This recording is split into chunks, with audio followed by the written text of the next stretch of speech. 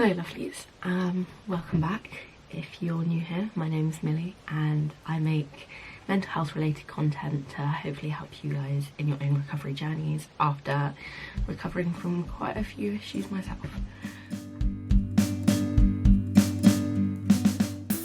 As you can tell, today's video is going to be me eating all of my old fear foods. I'm going to film it tomorrow, like this is like the day before, if that makes sense. And I just come across my old journal, which I kept while I actually had an eating disorder.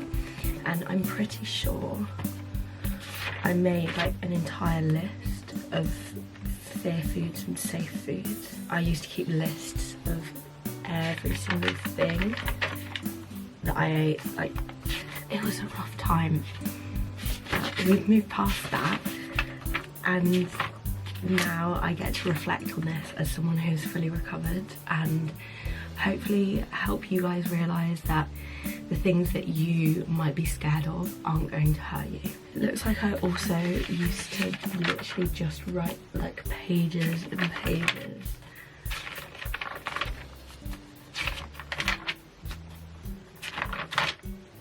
Yeah, I was on a mad one with this. Can't find the list anywhere though. Here we are, the list. Some of these are circled and I'm not 100% sure what that means. I think maybe like the ultimate fear. This list is so long and also so random. My safe foods, I'm not going to read out the whole list obviously, but it starts off with salsa, Marmite, Diet Pop, I think that means like 7-Up and stuff like that, bacon. I'm not sure where bacon came from, like I was literally a vegan.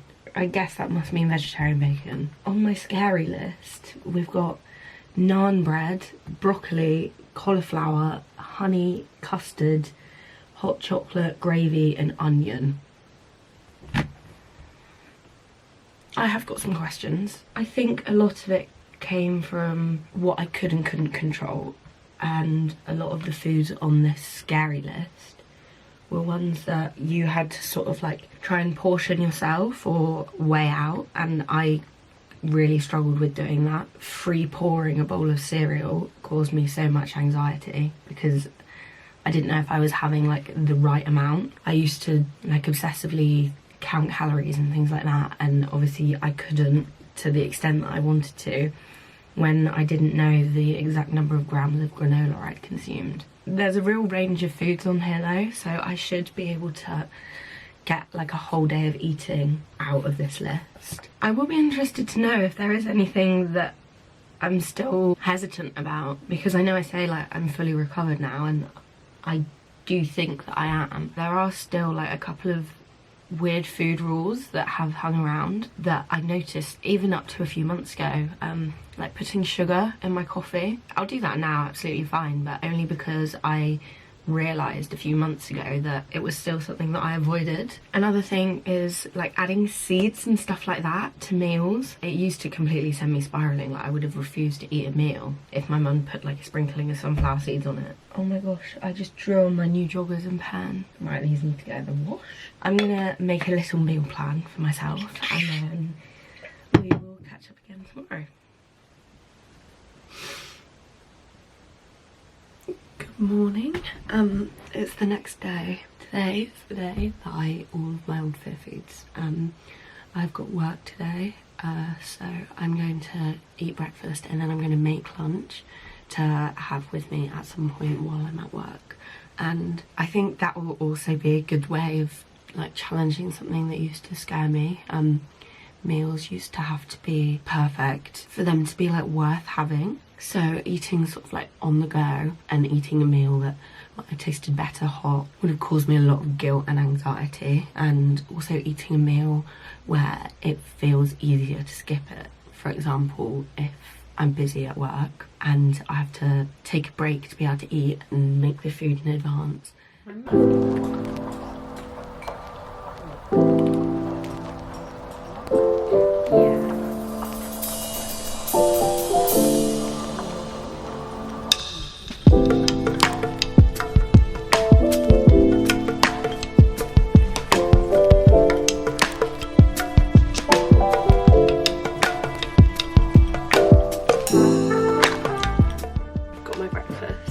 didn't have any bananas, which is really annoying, so I just used some like frozen fruit that was already in the freezer. Oh my gosh, this is all stuck together, so now it's like one big block of frozen fruit. That's really unappetizing. Sorry, I don't know why I just showed you that. And I also have my juice and a cup of tea. Juice used to send me over the edge, like I could not do it. And I actually stopped drinking juice quite a while before I'd say my eating disorder ever developed. Like it was one of the early like no-go foods. Now it doesn't cause me any anxiety at all, but that's only because I've challenged it. And even now, like, I'm not a big fan of orange juice, to be honest. If I was going to choose a juice, I'd go for like mango or cranberry, something a bit more exotic than orange or apple. But I still make sure to force myself to just have a glass of juice every once in a while, because I just cannot risk that insane fear ever like popping back in.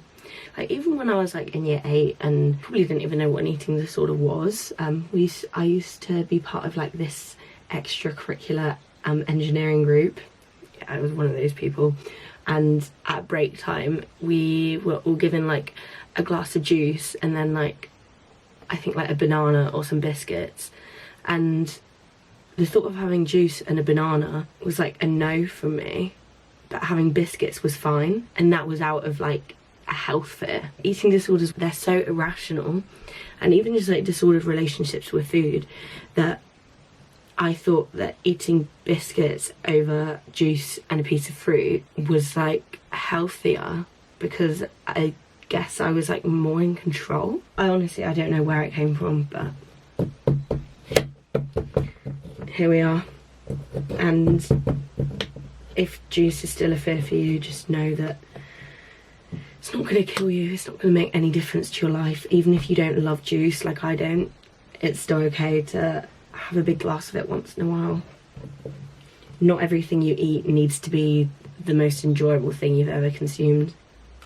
For example, this granola, half of it's crunchy, half of it's liquid, and half of it is just rock solid from where the fruit is frozen. There is a lot going on in my mouth right now and I'm not sure how I feel about it. But that's fine, because even if I don't enjoy this, I know that I still need breakfast, and I know that my body and my mind will both still appreciate me eating this.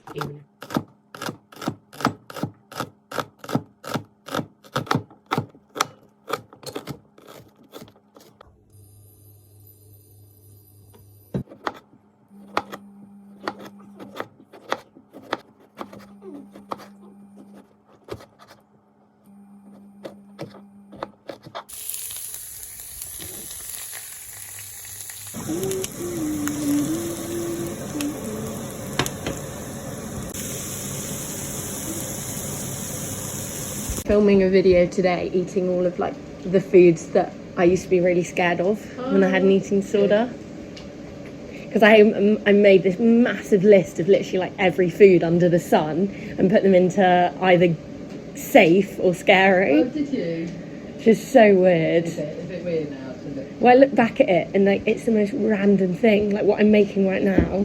Yeah, the list of things on my scary were like onion, peas, custard, gravy, and I was like, when did I ever eat custard, and why was that scary? Yeah. And like, why peas? I don't understand. And then on my safe list it was stuff like carrots, Kit Kats. Kit Kats. I remember you would eat a Kit. I would, you know. Yeah, Kit Kats. Like, yes. No, Kit Kats are like Kit the Kats, ultimate. Non-scary. Yeah, they were safe. Yeah, and that was sometimes the only thing I could get you to eat for lunch. Yeah. Yeah, you literally everything in it. Yeah, you'd make me like a really healthy smoothie, yeah. And I'd reject that. Yeah. But I'd eat Kit Kat. Fruit and milk and milk. Yeah. But you didn't like it because you weren't somebody putting that high protein milk. Yeah. Because they were trying to. It's a weird one, that, isn't it? It's so hard to find the balance, because I kind of knew that you were. Yeah. That you must have been like putting like lumps of butter in there or something. Oh, I didn't put anything bad, but I did put oats. And yeah. I put a high protein yogurt in, and some milk and some fruits and like yeah. And stuff. But so like how I'd make a smoothie now. It wouldn't have mattered what I put in there. Because that would have been scary to me anyway. Yeah. Would have been scary, even if I just put raspberries and water in there. Yeah, I still probably would have said no. But if you'd given me an onion and a Kit Kat, I would have been fine.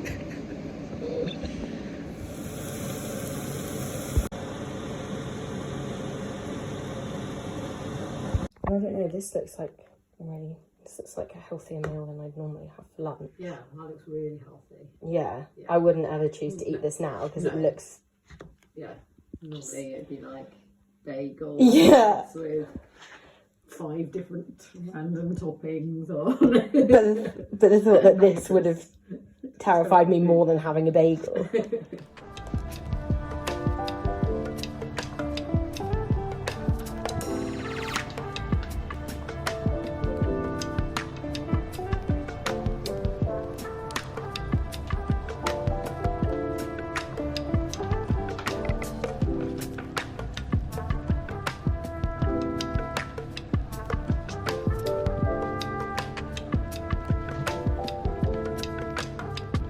This lunch is very mid.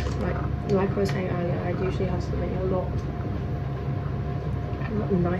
nicer tasting, and something that you'd think would be like scarier because it's often like unhealthier. But this feels very healthy. I do think that like eating on the go thing though, that was like a whole fear in itself. Like eating stood up at work when it's easier not to eat.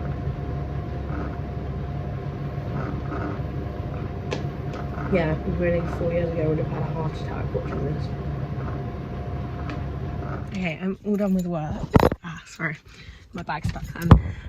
I've got like an hour to my doctor's appointment and it only takes like half an hour to get there. So on the way, I'm gonna stop and buy myself a snack. Spending money on food, especially when it isn't food that I need, is something that like I was never able to do, and still something that I kind of struggle with. So I thought that this would be a really good way of like just like pushing myself out of my comfort zone a bit, seeing if any of those like thoughts and feelings are still there.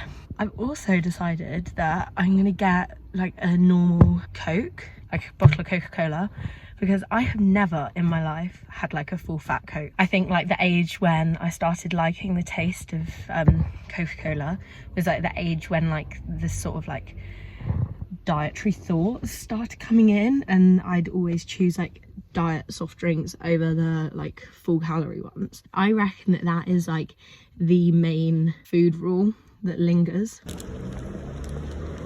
I feel like such an influencer filming in my car. I never do this. I've got a donut, which I'm so excited about, and a real Coke. I don't know why I'm like deeping this so much. They didn't have the full-size bottles. Nowhere really seems to sell it. I guess having a can means that I have to drink it all, which is probably a good thing. I just automatically looked at the back then. I haven't done that to the back of any products in so long.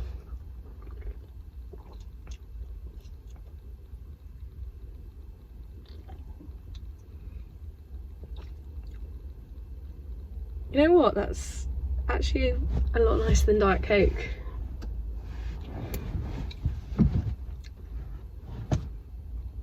Turns out it isn't actually scary and that I'm absolutely fine, and it tastes really nice. And even if it didn't taste nice, it wouldn't matter. Look at this donut. It's like a proper Homer Simpson one. I always look at these donuts when I go into Tesco and I never get one. I don't know why. Like, it's not coming from like a particularly disordered place, I don't think. I just really struggle to buy myself food, especially when I don't like need it. Like, I don't necessarily need this donut. I only had lunch like an hour ago. Sometimes I do think that I need to get better at allowing myself to buy food just because I want it.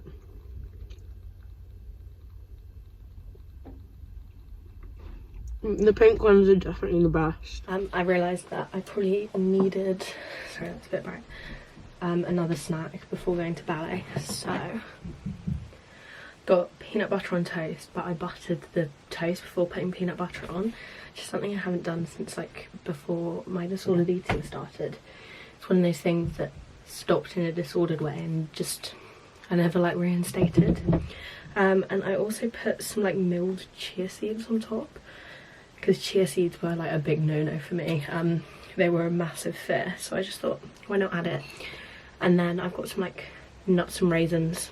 Both of them also were fear foods of mine, especially because like these weren't like pre-packaged. I just eyeballed it. I think a lot of it came from not knowing the exact number of calories, or like foods that weren't easy to count. I've also got a hot chocolate here, using normal hot chocolate powder, sugar, and the like full fat oat milk. I would sometimes drink hot chocolate, but only in a very restrictive form, using like this gross like low calorie hot chocolate powder and hot water. Like, it was honestly disgusting. I don't know how or why,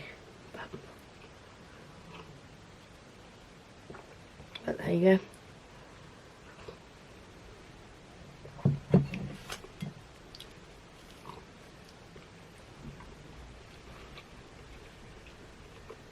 Peanut butter and butter sounds really weird, but it's actually nice. I've just realised why chia seeds were such a fear of mine. It's because they don't taste of anything, and like you can't really notice that they're even on this piece of toast. And to me, all the food that I consumed had to be like worth the calories. So the thought of adding, like, I don't even know how much this would add to a piece of toast, but the thought of adding that and it doesn't like make the toast 10 times better would have caused me so much anxiety and guilt, and like feeling like I'd like wasted those calories.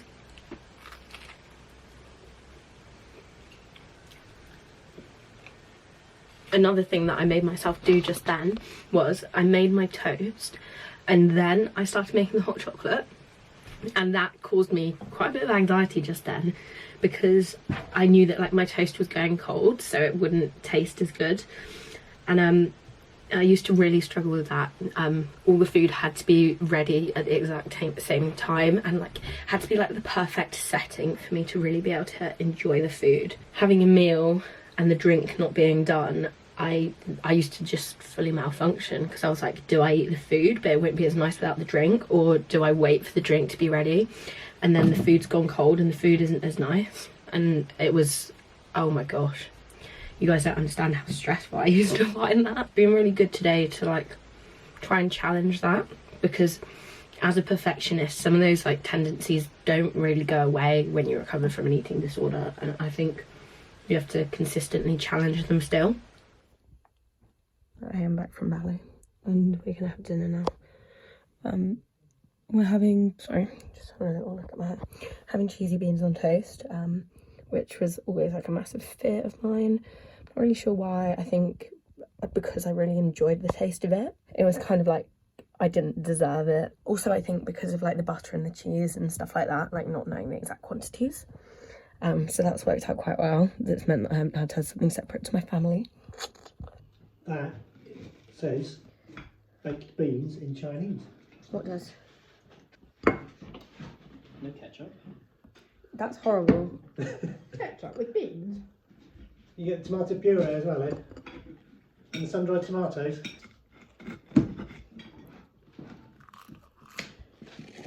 Are you actually having ketchup? Yes. Has to be Worcestershire sauce. HP. Well, those things are normal. Go.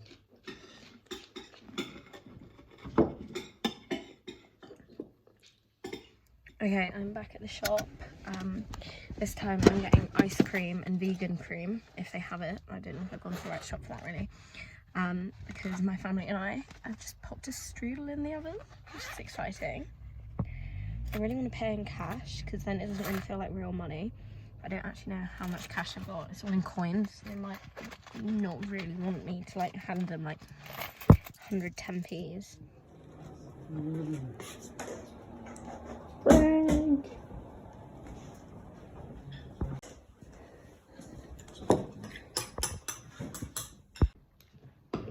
It doesn't like change. Copernicus. No. Copernicus? He was the Greek dude who worked out that the sun was at the centre of the solar system. No, it's not. Big pardon. What? Which bit's not? What, it wasn't Copernicus, or it was? The sun isn't at the centre. Okay. Is it not? Wait, what? I've just realised as I'm editing this video like 3 weeks later that I never filmed like a little outro. So this is me saying thank you so much for watching. I appreciate all of you and all of the support that you give me on all of my videos. I'm sorry that this is the first video that I've posted in so long. Life has been like super busy recently, so I kind of got out of the routine of it, but I am hoping that I'm gonna be posting more regularly again. If you guys have any video suggestions or any questions, then please just comment them below and I promise I'll do my best to get back to you. I love you all loads. I hope you have an amazing week and I'll speak to you guys soon. Bye.